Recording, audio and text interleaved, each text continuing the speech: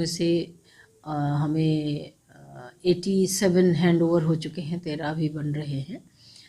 तो इसमें महिला कर्मचारी ही ड्यूटीरत रहती हैं और महिलाओं की जो छोटी मोटी असुविधाएं हुआ करती थी घर से बाहर निकलने पर, ईव टीजिंग है, या अगर वो किसी पर सार्वजनिक वाहन से ट्रैवल कर रही हैं तो उसमें अगर कोई बगल में बैठ के कुछ गलत हरकत कर रहा है या अश्लील गाने बज रहे हैं या कमेंट्स हो रहे हैं, तो इन बातों को उन्हें सहना पड़ता था, कहने की उन्हें जगह नहीं मिलती थी। इतनी छोटी बात के लिए लोग थाने भी नहीं जा पाते थे। तो ये पिंक बूथ है जहाँ आप तत्काल महिलाएं अपनी बात को कह सकती हैं किसी बात के लिए। सपोज़ अगर वो रास्ते से जा रही है, मौसम की कोई परेशानी हो रही है, बारिश अचानक आ जाती है, तो भी वो वहाँ शेल्टर ले सकती हैं।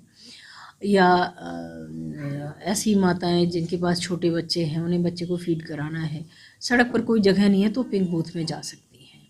बहुत सारी छोटी छोटी सुविधाओं असुविधाओं को लेकर उनको सुविधा देने के लिए पिंक बूथों का निर्माण किया गया है। अभी पूरे जिस गति से वे चलने चाहिए, चूँकि महिला स्टाफ की काफ़ी कमी है और इस ओर वरिष्ठ अधिकारियों का स्वयं ध्यान है, और बहुत शीघ्र ही हमें 400-500 महिला स्टाफ और मिलने वाला है। उनके मिलते ही इनका सुचारू संचालन शुरू हो जाएगा, जिससे महिलाओं को काफ़ी सुविधा होगी।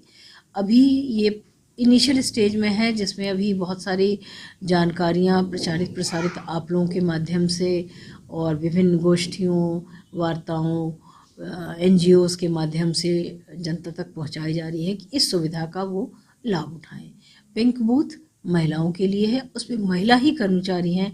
महिलाएं निसंकोच होकर अपनी समस्या के लिए वहां जा सकती हैं, अपनी बात रखें और अपनी समस्या से निजात। आपका सवाल तो देखिए एक पारंपरिक रूप से ही है कि कितने अपराध हुए और कितने इस वर्ष हुए, कितने पिछले वर्ष हुए। जब जनसंख्या बढ़ रही है, साथ ही साथ डिस्ट्रीब्यूशन उपलब्ध चीज़ों का डिस्टर्ब हो रहा है, तो अपराध भी बढ़ेंगे समाज में। दूसरी तरफ महिला अपराधों को अगर आप देखें, अवेयरनेस आने के बाद लोगों ने इसमें आवाज़ उठाना शुरू किया है और आ रहे हैं आगे FIR लिखाने। पहले ऐसा होता था कि महिलाओं के प्रति अपराध को एक अजीब सी ईगो से जोड़ दिया जाता था कि नाक की बात है, अगर अपराध लिख दिया तो महिला की इज्जत प्रभावित होगी, परिवार की इज्जत प्रभावित होगी। परंतु अब ऐसा नहीं है। परिवार के लोग, यदि उन परिवार की महिलाओं के साथ कोई अपराध घटित होता है तो बेखौफ होकर अपनी प्राथमिकी दर्ज कराते हैं और अभियुक्त को सज़ा दिलाने में सहयोग करते हैं, और किया भी जाना चाहिए। फिर भी पिछले वर्ष की तुलना अपराधों में कमी है।